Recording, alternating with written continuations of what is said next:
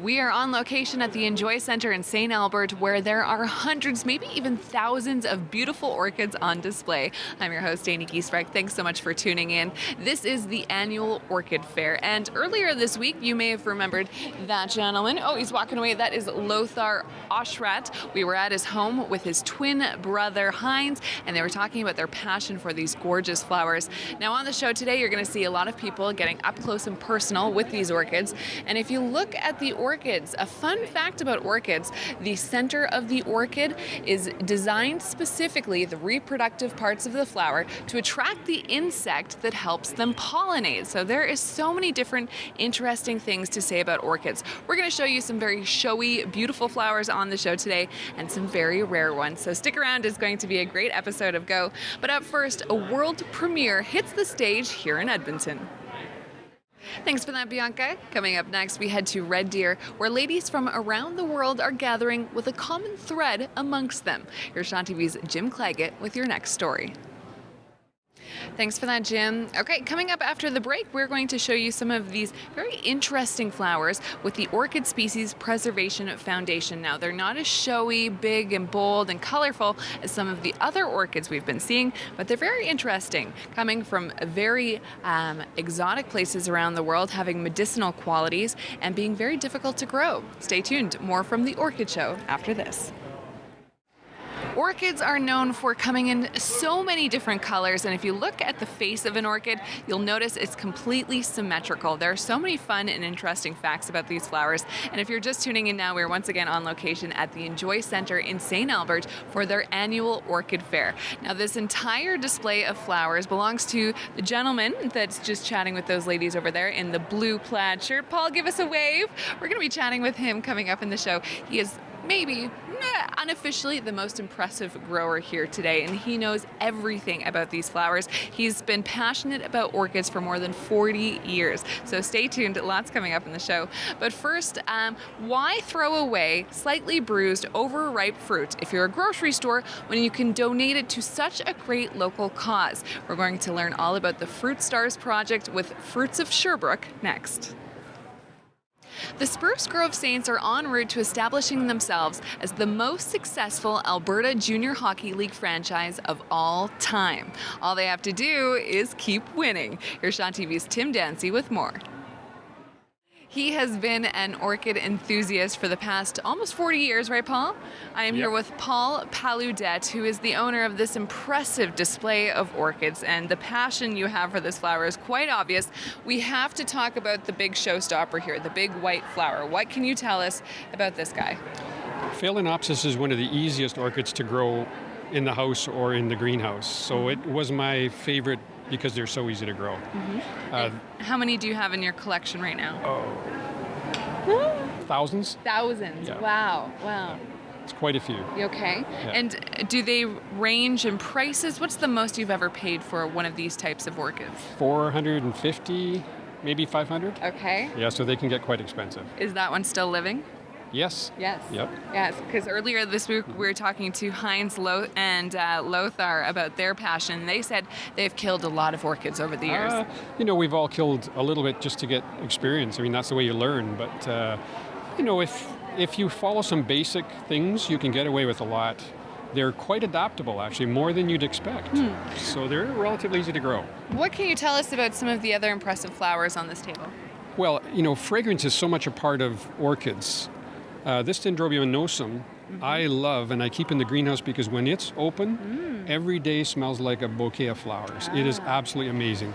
This is guy? a Bellina, and it is quite fragrant. This one comes from Borneo, and it doesn't produce a lot of flowers, but they're extremely fragrant. And this is not a super good clone. There are bigger flowers with a little bit more intensity of color, but generally that's a pretty good plant. Okay, and then this red one here pops as well. That's such a pretty flower. That is gorgeous. And you know what? If you smell it, it smells like licorice. Licorice. Interesting. So interesting fragrance with that one. And where does that one come from in the world? Now that's from Taiwan. The orchid grower that we have next door here is a vendor from Taiwan, and I bought the plant about 4 years ago. All And it's flowered every year, been in the show every year. I just repotted this last year, so it doesn't have as many flowers. Last year it probably had about 15 flowers. So it can be massive and very fragrant. It lasts for 6 to 8 weeks. Very nice. Yeah. Well, congrats on all the impressive flowers you have on display. Thanks so much for your time, Paul. Thank you. Stay tuned. More coming up after this.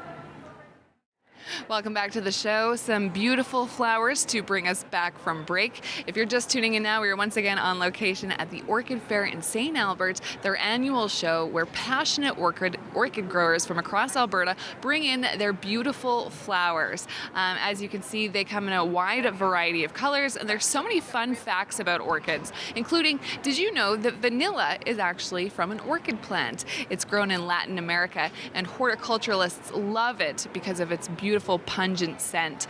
Coming up in the show, we're going to be speaking with David Nixon with the Orchid Species Preservation Foundation. He's going to show us some very impressive flowers as well, so stay tuned for that. But coming up first, do you ever wish you could feel like a kid again? Have you ever thought of improv classes? Here's Shaw TV's Jordan Hertner with just that. Thanks for that, Jordan. Coming up next, Shaw TV's Jen McDonald is going to introduce us to a man whose welding skills are not only his livelihood, but also his way of creating art. All right, he's just laughing at me because I'm trying to get the name correct. It doesn't really roll off the tongue on the first try, but this is David Nixon with the Orchid Preservation Species Foundation. Close. Okay, Orchid the correct? Species Preservation Foundation. Okay, there we are. And we are talking about some of the orchids on this table. Now, these aren't the big, showy, over-the-top, colorful orchids that we saw earlier, but they are very interesting. We're going to start with this purple guy over here. David, what can you tell me about this flower? So this one comes from China and is known as Dendrobium nobile. It's a very, very easy to grow orchid. But the interesting thing about this to me is it's one of the main components in Chinese medicine. They basically dry the plant and they use the roots, the pseudobulbs and the leaves as medicine. And what that does is it allows the doctors to actually put them into mixtures of herbs to deal with the issues. So the roots kind of have a mild sedative or painkiller. The leaves have a concentrated one. So what does an orchid like that cost? You can pick them up for like $20. Okay. They're relatively cheap and they're fairly easy to grow. They basically like house temperatures, not too much sun, and then in the winter you basically take them down into a cold spot and leave them for 3 months. And then don't water them at all and bring them back in the spring, and then they'll start to flower for you. And they're hibernating. This was another flower we were going to talk about, quite rare flower. Yes, so orchids are amazing in the sense that they come in all shapes and sizes. This little one here actually grows way up in the cloud forests of Ecuador. So you'll find this at the 7,000 to 9,000 feet up in the mountains, cold and damp. And they tend to be small, not big showy, because they're looking for small insects to pollinate them. Gotcha. And most orchids rely on a specific pollinator. So if your orchids are doing well, it means your insect population is doing well, which tends to mean your ecosystem is doing well. So orchids tend to be like the canary in the coal mine for your ecosystems. So they're a good indicator that way. David, thank you so much for your time. You're welcome. Enjoy Again, the show. all of these flowers from the Orchid Species Preservation Foundation. Well done. Yeah, I got that. You got that. Okay, we are just wrapping up in St. Albert from the Enjoy Center at their annual Orchid Fair. If you're interested in learning more about orchids, how to grow them, where to buy them, head to the website on your screen. I've been your host, Dani Giesbrecht. We'll see you next time.